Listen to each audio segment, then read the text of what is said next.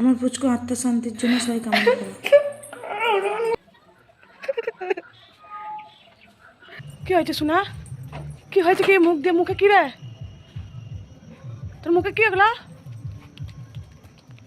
খুব দুঃখের সাথে ভিডিওটা করছি। তোমরা সবাই জানো পুচকু একটা আমার ভিডিওতে তোমরা দেখেছো, অনেক ভিডিওতে পুচকু আছে। পুচকুর এত শরীর খারাপ হয়ে যাবে আমি বুঝতে পারিনি। পুচকু আগের দিন রাত্রেও আমার কাছে এসেছিল।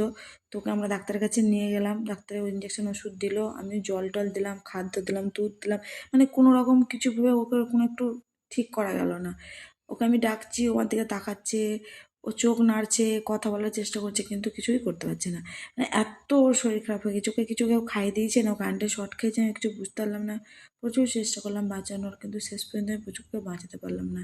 আমার হাতটা এইভাবে ধরে রেখেছিল, দেখো যাওয়ার আগেও পা ধরেছে।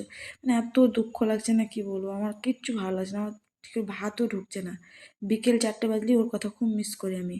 পুচকুটা এভাবে মারা যাবে ভাবতে পারিনি। আর কেনই বা মানুষ এগুলো করে? ওই প্রাণী পশুকে মেরে কি হবে?